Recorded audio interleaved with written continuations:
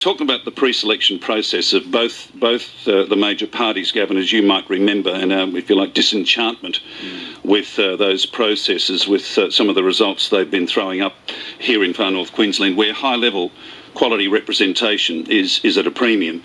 So I don't know if Stuart called in about that at all. I'm just guessing he's on the line now. Stuart Traill, good morning, and thanks for joining us on the program.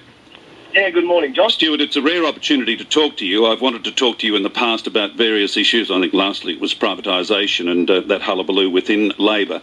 But you actually didn't want to speak back then on that. Is there something you're happy to talk about today?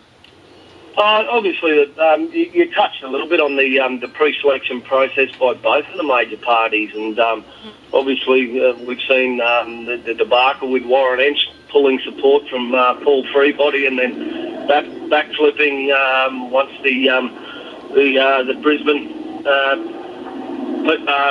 power brokers spoke to him, and we also ultimately saw Kirsten Lucena win pre-selection over Richie Bates, despite the majority of branch members up here supporting Richie Bates on the basis that they believe that Richie was the best candidate for Cairns. And I threw my weight behind Richie on the basis that I thought he was a decent bloke with decent principles, with runs on the board, a lot of experience with negotiation, and just a decent guy. And what we really do need for this region, as I've touched on a number of occasions, is a genuine voice from the region instead of being dictated to by Brisbane. And unfortunately, we've seen both of the major parties attempt to influence pre-selection from Brisbane. Stuart, just hark back to that pre-selection process, the actual pre-selection event. Now, the details came out on the program yesterday and I was absolutely gobsmacked, but can you actually give us the vote count again and how it went, and who, if the vote was to be considered important, would have been the Labor Party candidate for the seat of Cairns? My understanding is that Richie won by a number of votes locally, but then within the Labor Party's pre-selection process, there's also affirmative action. So Kirsten Lucena would have received an affirmative action loading on the basis that the Labor Party's got affirmative action rules. This is the quota system you're talking about? Yeah, it's about promoting females into the political system, and also Kirsten got the numbers at Electoral College, and quite disappointingly, the Premier abstained from voting, for my understanding, which delivered the pre-selection to Kirsten. Stuart, it's Gavin King here. Amazed to talk to you and hear some of this information. Do we know by how much Kirsten eventually won? Like, what was the final margin with all of those electoral votes and the affirmative action loading, which is quite remarkable? I think it was approximately 0.5%, Gavin. That she got across the line. That she got across the line by 0.5%. A concern that I raised all the way through it. Obviously, I've been expelled from the ALP, but I still maintain an interest and maintain a lot of dialogue with party members. And the vast majority of the ALP members committed their support to Richie. Unfortunately, there was some pretty despicable, while Kirsten says it was a clean pre-selection process, I can guarantee you it was anything other than clean. In what way wasn't it clean? There was threats and intimidation. There was calls as late as Friday night before the selection process to elderly branch members, to pensioners, threatening withdrawal of support from the respective factions if they didn't vote the way they wanted to. There was factional heavyweights from the AWU visiting Cairns, sitting across the table, threatening right-wing ALP members that had supported us and opposed the expulsion of myself and my secretary, Peter Simpson.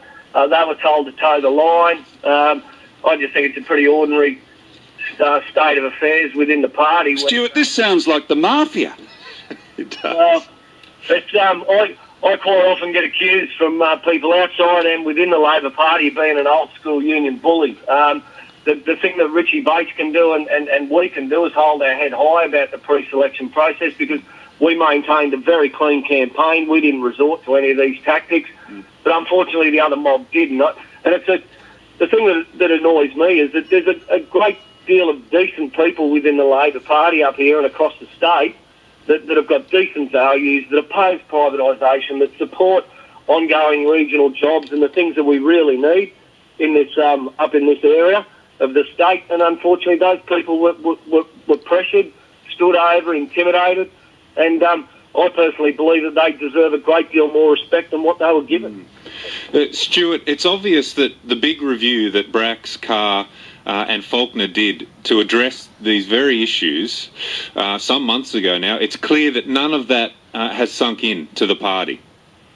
Whether or not it's sunk in, Gavin, or whether or not they've taken or not taken any notice, or they're still going through the process, I'm not quite sure. But I'll be doing whatever I can, even from outside of the ALP, to make sure that branches do get a bloody say. I'm sick and tired of sitting in meetings and having MPs dictate terms, make the pensioners a cup of tea, and then treat them like crap through the whole meeting.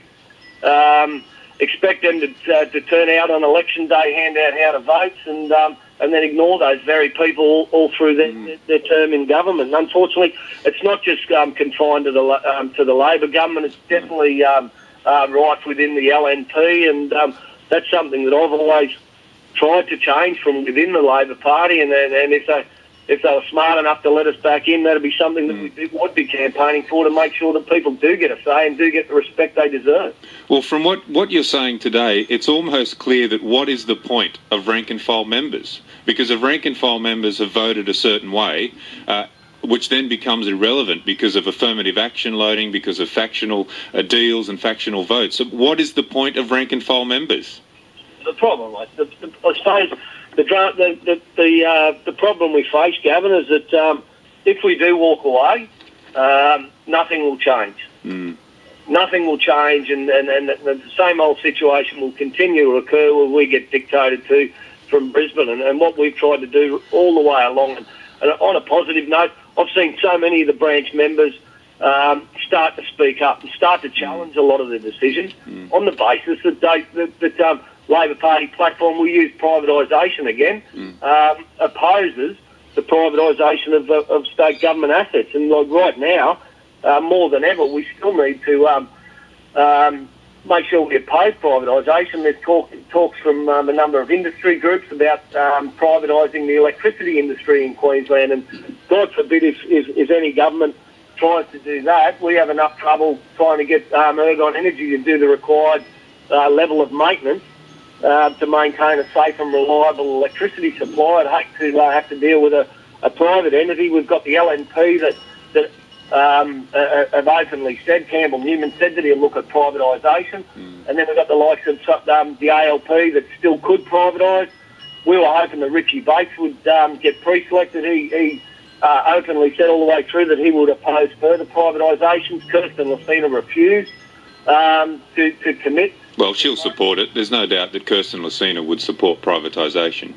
Well, if she's a member of the AWU, she will ultimately do whatever Bill Ludwig tells her to do. And that is the disappointing thing. I really thought we had a good chance of getting Richie over the line and using that as an example that rank-and-file members can have a say, can have an influence over the pre-selection process, and get the candidate that is ultimately best for the region. And that's what a lot of the branches decided. And a lot of the traditional AWU supporters voted for Richie on the basis that they believed he was the best person for the job. And unfortunately, they were overruled. With Val Zopsider now nominated to stand for the ALP for the state seat of Cairns, you clearly here have a gender-based decision, not a merit-based decision, a gender-based decision. Now, this has been Labor Party policy for eons, this, as you call it, affirmative action loading.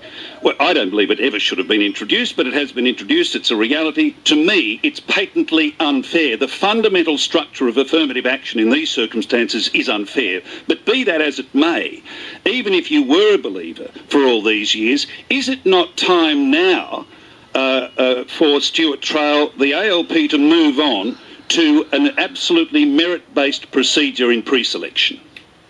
Well, unfortunately, I don't get a say in that anymore, John, because I can't attend ALP conferences, and that's ultimately the decision-making. Well, what do you believe yourself to be the case? I believe that affirmative action was introduced to try and promote women into politics, and I think we have had a number of decent female representatives, but I do also believe that it should be, ultimately, the decision should be made on the best person for the job. Well, precisely. That's my point. I mean, the other side of politics haven't introduced affirmative action. They also have had some outstanding female representatives over the years. I think that the branch members clearly spoke a number of weeks ago when they voted in favour of Richie, and I was quite confident when I heard the results from the branch members, but unfortunately they were overruled. Richie's moved on. I've got the utmost respect for Richie, not only the way he conducted himself, all throughout the process. He showed the branch members the respect that they deserve, didn't resort to threats and intimidation, and actually on the night, even though he was unsuccessful, he rang every single branch member that night to thank them for their support, and told them that he would commit to working with them in the future. So that's the sort of representative that we need, not somebody that's just going to toe the Brisbane bloody line. And that's exactly what will happen, unfortunately, with Kirsten Lucena. Stuart, do you know what role, if any, Desley Boyle and the local ALP president, Tim Graw, played in this pre-selection process?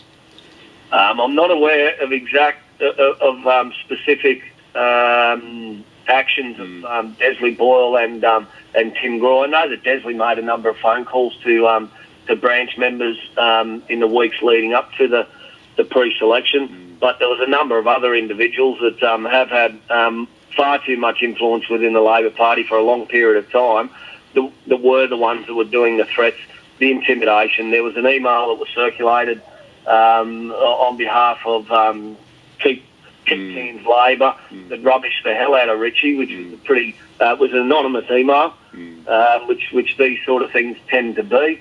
And unfortunately, I do believe that a number of those tactics did have an influence over some of the old stalwarts within the ALP, because they don't necessarily want to see them chucked on the outer like the likes of myself and Peter Simpson have been done. So hopefully we learn from it, and hopefully those people that within the Labor Party that have started to speak up continue to speak up. I'll still use whatever influence I can to attempt to try and turn the Labor Party into what it originally was formed on, and we'll keep plugging away.